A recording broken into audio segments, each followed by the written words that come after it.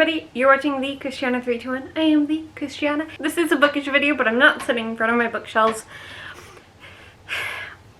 Honestly, in front of my bookshelves is just a bunch of piles of books right now that need to either be on the bookshelves or are books that I'm planning on reading soon, and they're in like piles based on like when I think that I'm going to read them or what the topic is or whatever.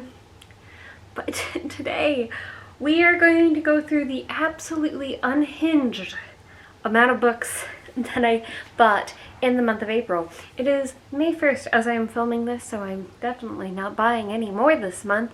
But also it's snowing. It is snowing in Wisconsin on May 1st. Like, it's not sticking very much, just on like roofs of cars and a little bit on the grass and everything, but still. So I bought, let's see, 1, 2, 3, 4. I bought technically 18 books in the month of April. It just ended. However, 3 of them are for my nibblings, my nieces and nephew. So I don't have those in this pile. 2 of them have already been given, and the other one is actually in the mail. So anyway, I'll say a lot of these books I got for 2 reasons. Reason number 1, I'm gonna do the 7 books in 7 days challenge, which will come out sometime after this. I did it last year between spring and summer semesters. I'm going to do it again between spring semester and graduation, which is coming up soon. So a lot of these books are on the shorter side for that. Then a number of these books were recommended through YouTubers that I enjoy watching that talk about books a lot. Oh. So a lot of these books were recommended either from Jack Edwards, from Jack in the Books. He's got 2 channels. I forget which one is his main. Anyway, then Christiane Jones, who has written some books, or at least 1 book, and she's working on some others, but she also just talks about books that she likes, and she has 2 different videos about books that you can read in a day. So a few of these came from her recommendations, and then, what is the other one? I feel like Lena Norms, she it's not exclusively about books. She was a lot more back in the day because she used to work in a publishing house, I think. Now she does a lot more about climate change and reusable fashion and all kinds of like really interesting things. But she recently has done a couple of book videos, so I think some of these may have come from her as well. And then Noelle Gallagher. Basically, when I'm watching BookTube or just like throughout my life, when I see a book recommended, I'm like, oh, that could be good. That's in line with what I'm interested in reading. Add it to a notes app on my phone, and I don't ever write down who recommended it. So I don't know who recommended which.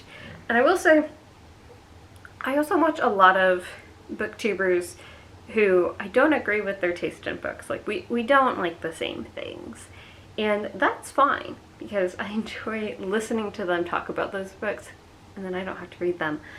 Alright, so let's get through these. Oh, and then the other thing was Barnes & Noble gets me. I need to find some better or more independent bookstores around here. There's one that's right around the corner from me, but it's very small and it's mostly used classics, which is great, but that's not the genre that I read the most, so I don't go there very often. There are more books around me, bookstores around me, that I haven't explored much of. But for right now, most of these, maybe all of these, came from Barnes & Noble. But they do the buy one get one 50% off for a lot of their like paperbacks. And so some of these were because, oh, I need to get a second one so it can be 50% off. Which, you know, is the point of that promotion. It works very well on me. The problem with this book because I'm not 100% sure which is the title and which is the name. But it seems like the name is Italo Calvino, who is born in Cuba but raised in Italy, but has lived a lot of places. This book was translated by William Weaver, and it's a short one. I wanted to read some more translated works as well. Calvino. Marcovaldo, or The Seasons in the City. And so it's split up into the 4 seasons, and then each season has some chapters in it. But anyway, so we'll see. I'll just read the first little bit of it.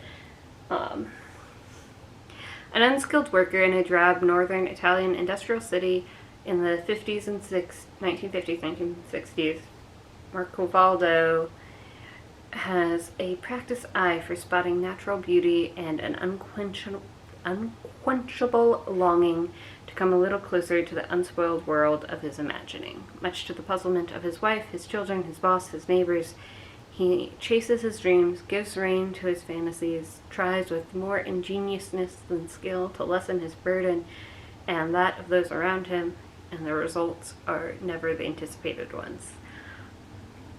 I don't know what this is about, but yeah, it sounds like it's going to be a gorgeous look at life, and not necessarily just life in Italy in the 50s and 60s, but how to live your life in a way that's beneficial. It sounds like, I mean, I haven't read it yet, so maybe I shouldn't say this, but it sounds like the worker and I kind of view life in very similar ways.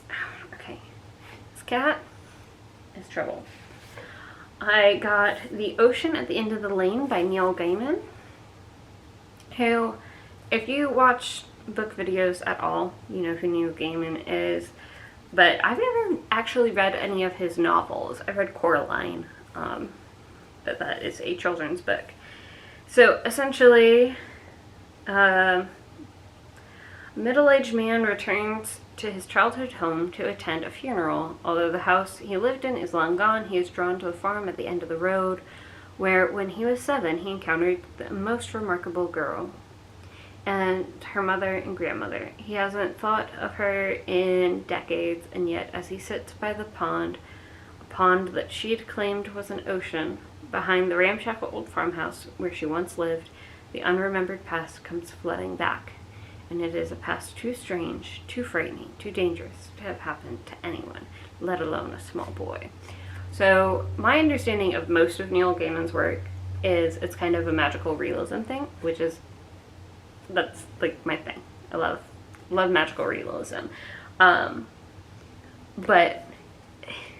whereas I go for more of the like fun, adventurous, romantic kind of magical realism, his is more on the creepy, scary kind. But I really like this cover. Like, it's Neil Gaiman is alive and well, and I think only in his 40s, maybe his 50s by now. So it's not that old of a book, but it has the classic monster movie poster vibes from the 60s. I'm bad at knowing things. The Autobiography of Red, a novel in verse by Anne Carson. Very pretty. And it's a young boy who is a winged monster, reveals the volcanic terrain of his fragile, tormented soul in an autobiography he begins at the age of 5. As he grows older, Garion escapes his abusive brother, an affectionate but ineffectual mother, finding solace behind the lens of his camera and in the arms of a young man named Heracles, a cavalier drifter who leaves him at the peak of infatuation.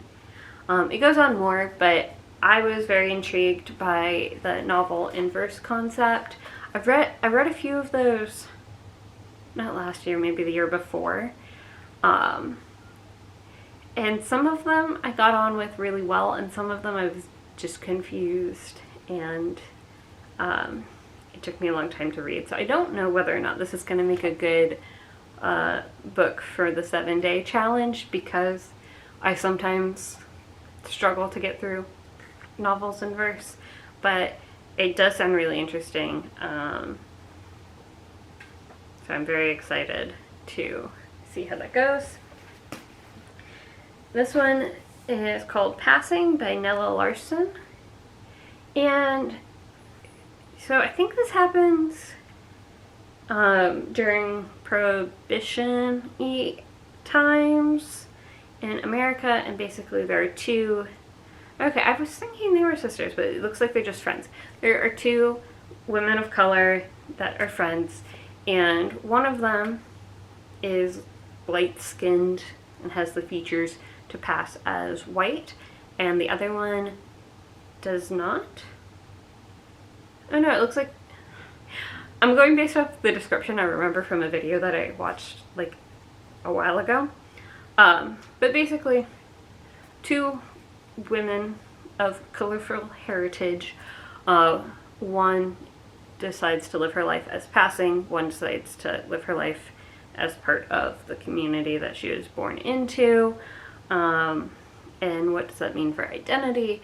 I read something that also dealt with racial identity in the last challenge. It was the autobiography of an ex-colored man, and I don't remember who it was by. Anyway, so this is kind of giving me those vibes as far as like race identity, how people perceive your identity, that sort of thing. But also it reminds me a lot, the description reminds me a lot of The Vanishing Half. I think that's what it's called, but in that case they are sisters and I think are twins, just not identical. Anyway, I haven't read that one, so I could also be misremembering the title. There's one that was really popular among book talk in the last couple of years that, yeah, two women of color, one lives her life passing as white, one lives her life as a woman of color, and what does that mean for them? Anyway, maybe I should read that too, and then I can compare and contrast. The video that I watched that recommended this, I don't believe mentioned that book at all, so maybe I'm completely wrong. I am excited to read it. It's a little bit on the longer side, not really, but if it's written so it's written by Nella Larson, who I know nothing about, but if it's written the way an autobiography of an ex-color man was written, the narrative part was all really, like, I don't want to say easy to read, quick to read. Some of the concepts were very heavy, and that made that like emotionally difficult. But the only part that took me longer to read because of the way it was written was in the middle. There was an essay about what the author kind of felt about race and everything in that time period. So that did take me a little while. I don't know if this person will have that. The person who wrote the other book was a political type person, and when political type people write books, it happens very frequently that they'll just have an essay in the center stating their themes out front. I'm gonna have to go through this a little bit quicker because we're on my lunch break and I would like to eat my lunch. Julie Otsuka, probably pronouncing that wrong, When the Emperor Was Divine. This is another one that was, Barnes & Noble had an actual table of like books you can read almost before your coffee gets cold, and so they're all shorter books. I had not heard of this before that, but apparently she's got a couple of books. This one is about in California around World War II when all the internment camp stuff was happening. And so this is, yeah, a novel talking about that as a, does it say? Yeah, Japanese American. With how a lot of people view Asians, I didn't want to say those Japanese Americans, even though those were the ones specifically targeted for the internment camps. I don't know anything about them. Like, very, very minimal. It was not something that was hit very hard in my classes growing up.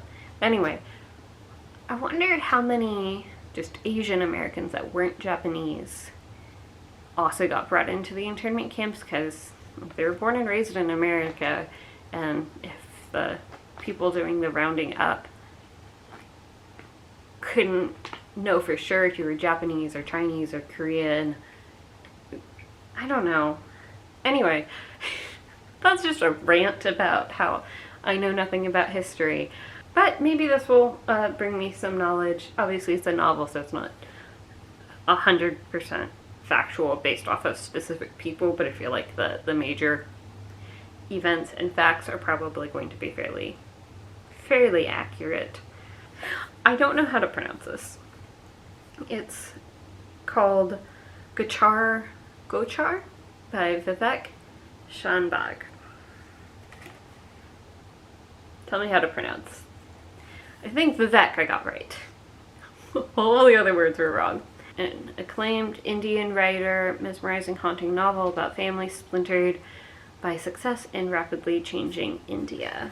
Set in India, Indian author. I should remember what all the different nationalities are and everything that I'm reading, because that would be cool. One of the booktubers who I disagree with, our tastes in books don't align, is doing a read around the world challenge, where basically you try and read a book from every country around the world. The first description I saw of that challenge was doing it in not a day, a year, and that would be really difficult, because that would be like almost 200 books. And I don't know what all places I've read books from. Mostly English-speaking places. I know that I've read a couple in school that were like Italian or French in origin, and I feel like maybe, I don't know, maybe a Japanese one. Well, I read The Convenience Store Woman, and I'm completely blanking on what her nationality was. Was it Japanese? I don't remember. That was a year ago. And yeah, by one. Nope. The name that came into my head of who would have written it is just completely wrong, and I know that it was wrong. So I'm not even gonna guess. If you're around on the places, you know who wrote it, or you can look up The Convenience Store Woman. Anyway, this one is No Longer Human by Osamu Dazai. The problem with talking about these books when it's not an English, American, Canadian, Australian author, I'm definitely going to be offensive in the way that I pronounce things. Not intentionally. I 100% am trying, but if I talk about these more in depth, I probably should look up how to say some of these names, huh? Protagonist narrates a seemingly normal life, even while he feels himself incapable of understanding human beings. He attempts to reconcile himself to the world around him, begin in early childhood, continue through high school, where he becomes a clown to mask his alienation, and eventually leads to a failed suicide attempt as an adult. Without sentimentality, he records the casual cruelties of life and its fleeting moments of human connection and tenderness. This is not what I thought it was when I picked it up. Why did I think that this had something to do with robots? I think just because like the font is kind of typical of technology heavy book, and also I'm just I definitely buy things based off of the cover and don't always read even all of the synopsis before getting it. But this is one that I just saw and picked up. It was not recommended to me, and I'm interested. So, Japanese. Did I already have one in here that was Japanese? Well, there's Japanese American. I don't remember if there was one that was totally Japanese. Anywho, this is one that I got recommended so much from so many different angles, and I think it all goes back to Noelle Gallagher. That's still her last name on YouTube. She did recently get married. I don't know if she's gonna change her stage name, her professional YouTube name. Anyway, it's called American Mermaid by Julia Langby. And so what I know about this one is the main character, or one of the characters, is an author. She writes a book about mermaids. The book is getting turned into a movie or a TV show or something, but people making the movie or TV show or whatever keep, like, making it terrible. They change the main character mermaids to be less independent and strong and cool people, and make them more dependent on, like, being saved by a man. I think, I'm not reading the little synopsis in here. This is what I remember from all the different people that recommended it to me. So if it's wrong, and correct me in the comments or whenever I do get around to reading it, because this is not going to be in my 7 books in 7 days challenge. Oh, but so whenever they start messing it up and making the mermaids less, like, boss, they start having all of these incidents in the water that seem like they could be supernatural occurring, or it could be just people who are fans of the book seeking their revenge. I don't know if this book is actual magical realism. Does it have magical creatures in it? Or is it one of those ones that's just going to imply magical realism, and then you find out, no, it's set in the real, regular world, and it's just humans trying to freak out people so that they stop messing up the story. Okay, so this one, I don't even know if I read the synopsis before I decided that I was going to buy it, but just based off of the title, I knew that I needed to. So it's called The Cat Who Saves Books by Sasuke Natsukawa, translated by Louise Heel Kawai. Hopefully those are the right pronunciations. Awkward teenager Rintaro is about to close the secondhand bookshop he inherited from his beloved grandfather. But before the bookshop doors close for good, a talking cat suddenly appears with an unusual request: Rintaro's help. The mission sends him on a cross-dimensional journey to save books from abusive, negligent owners, from a businessman who leaves his books to perish on a shelf to a publishing drone who cares only about bestsellers. The adventures culminate in a final fantastic challenge, a labyrinth that leads Rintaro to a realm where a certain soul hangs in the balance. Okay, so I'm getting Magic Treehouse vibes. But also, it's a cat who saves books. After reading that description, I think that this might need to be the first book that I read in my 7 days challenge, honestly, because you can't get more Christiana than a cat who saves books. Like, what, you know? Also, the cover is just so beautiful. Let's look at it again. I need to take off this sticker because that kind of takes away from it for me. But goodness, gorgeous. Alright, you're going in. Oh no. So I bought these books in kind of 2 groups. One at the very beginning of the month and one yesterday? 2 days ago? So one at the beginning of the month and one at the end of the month. Apparently, I bought this book twice. Neil Gaiman, Ocean at the End of the Lane. Anybody want a copy of this book? I did this last time, and last time I ended up with 2 copies of the same book, although these are 2 very different copies. I bought this one recently enough that I could probably return it.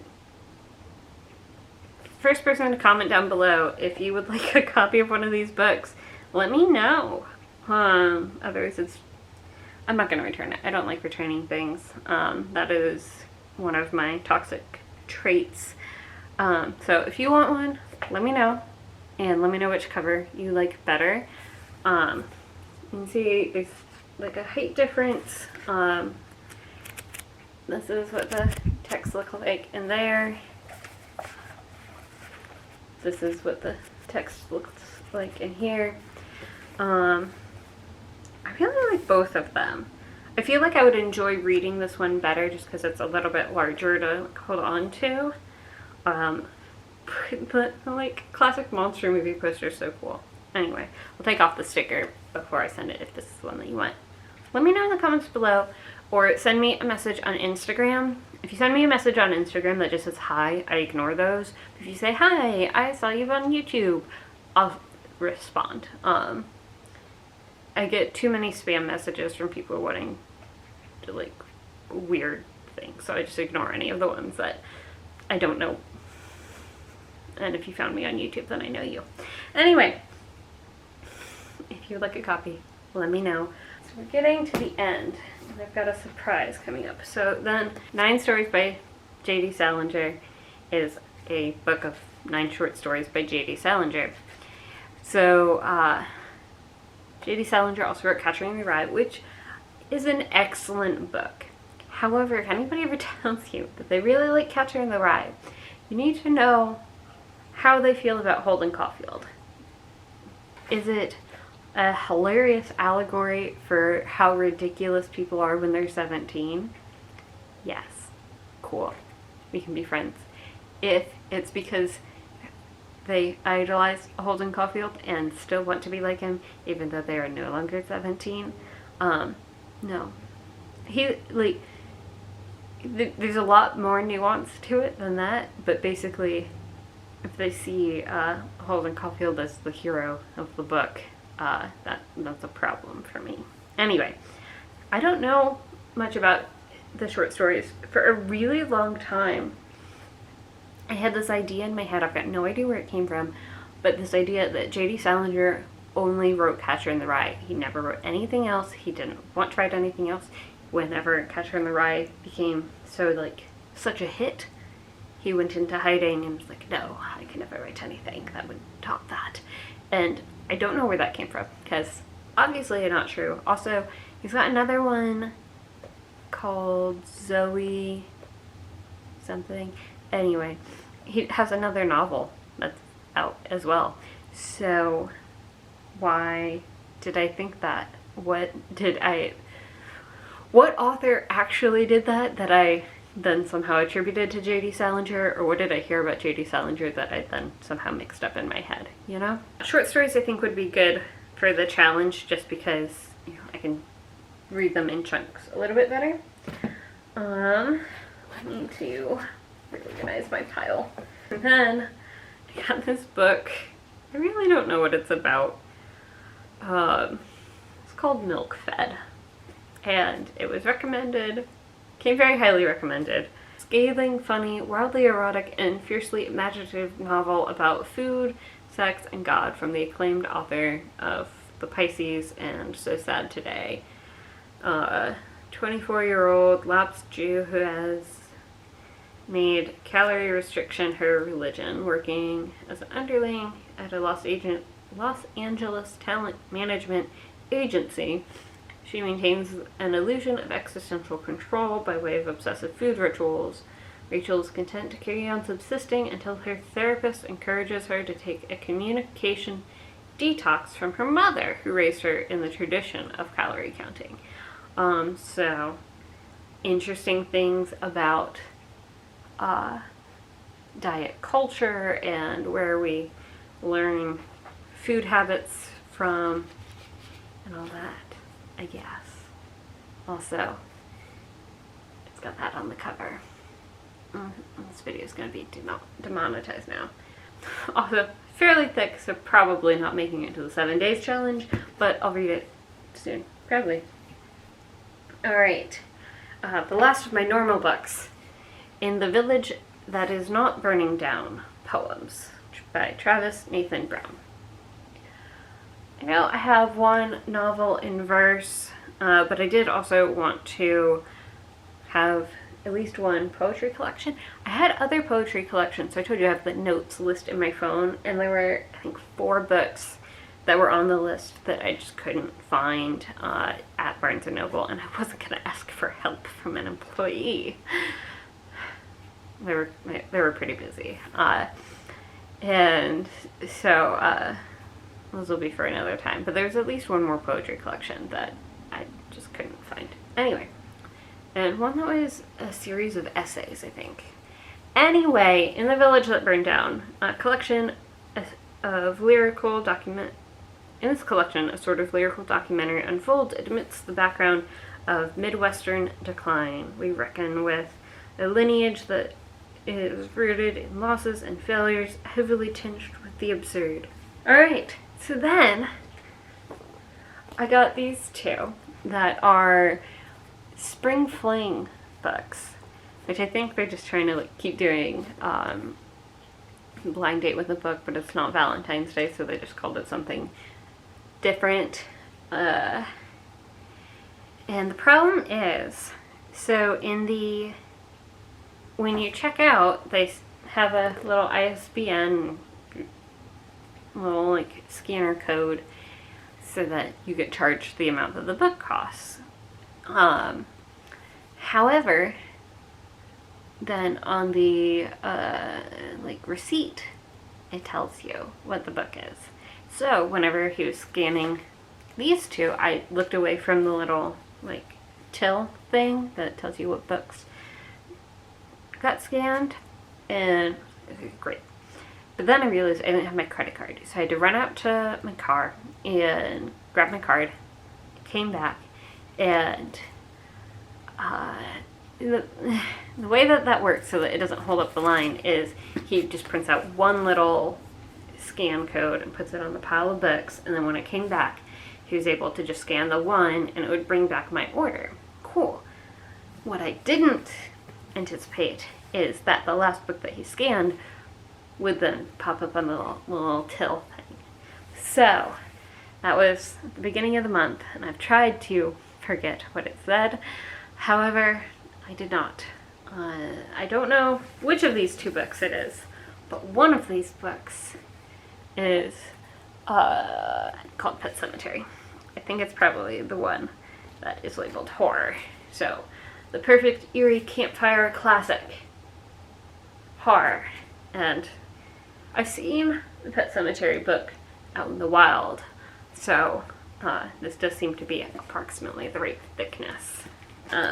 Also, too thick to put in my 7 days challenge, but it's hard to tell in the when it's wrapped up, you know, because you also don't have a great idea of font size and that sort of thing. Yep. Pet Sematary by Stephen King. I didn't realize it was by Stephen King. Probably should have. I probably don't want to read this. I've never read a Stephen King book before. I was going to read one last year during like Halloween time. Maybe I'll read this then. His particular style of horror is not one that I'm drawn to, but I've never read any of his stuff, so maybe I'm wrong. Maybe this will be great. When Dr. Lewis Creed takes a new job and moves his family to the idyllic and rural town in Ludlow, Maine, this new beginning seems to be too good to be true, yet despite Ludlow's tranquility, there's an undercurrent of danger that exists here. Yeah, I probably shouldn't have picked up a book that was titled horror, knowing that that's not really my thing. That one's on me. Alright, this one, I have no idea. The genre is fiction, not very descriptive. Horror is also usually fiction. A sheltered life ends in tragedy. So if you watched my blind date with a book video that I did back in February, I feel like those were more descriptive. Am I wrong? Am I misremembering? Maybe some of them were descriptive and some of them weren't. But yeah, I've got no idea what this could be. There's that one that was like the kid that lived in a bubble because he had cancer or something. I don't know. Me, Earl, and the Dying Girl. That's not the one with the bubble, I don't think. It's another one where I think a sheltered life ends in tragedy. I don't know. So, get your guesses in the comments. Which book do you think this is? You don't have very many hints. It's this thick. Alright. 3, 2, 1.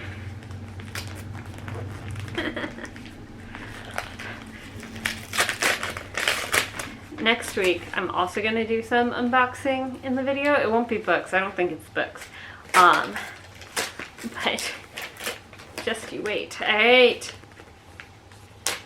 Oh. I feel like I saw this setting out somewhere. The Death of Vivek Oji by Akwaeke Emezi? Or maybe I heard somebody talking about it recently.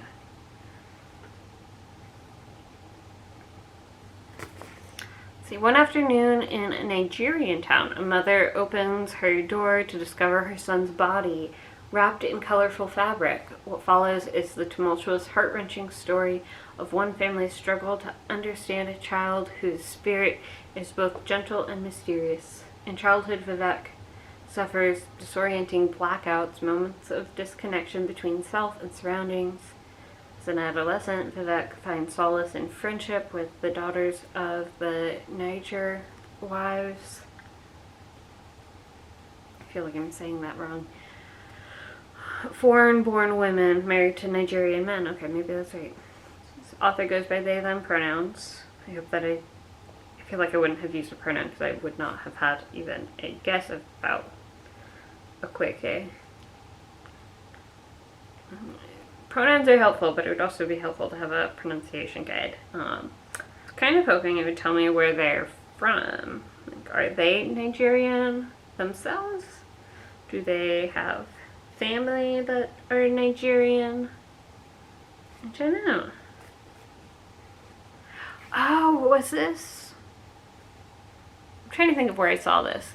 So this could have been in one of Leanna Norm's videos. It seems like the kind of book that she would read. Anyway, so that's all the books that I bought in April of 2023. Do any of these sound interesting to you? Which one do you think that I should read first? I mean, I'm going to read the Cat Saves books first. But if you're doing anything other than that, let me know. I might read it second. I mean, for the 7 books in 7 days challenge, these are not the only books that I have available to me. I already pulled out a big pile of ones that I think could be quick reads, either because of the content or the length or both. And so I'm gonna get started on that. Well, actually no, I'm gonna eat lunch, gonna finish work, and then I'm gonna get started on that. But yeah, have you read any of them? Do you recommend them, or should I also put those in little libraries around town? I'm excited to get reading. This is too many books to have bought in 1 month, so this is 15 books for me. I mean, technically, I guess I'm giving away one of them because I bought 2 copies of the same book. How did I do that? That's when you know that you have a problem. Anyway, because I've never read a Neil Gaiman novel before, and he's got a lot of them. How did I end up with 2 copies of the same one? That's insane. Anyway, what was I saying? Good night, sweet dreams, and I'll see you in the next one. Make sure to like, subscribe, all that. Okay.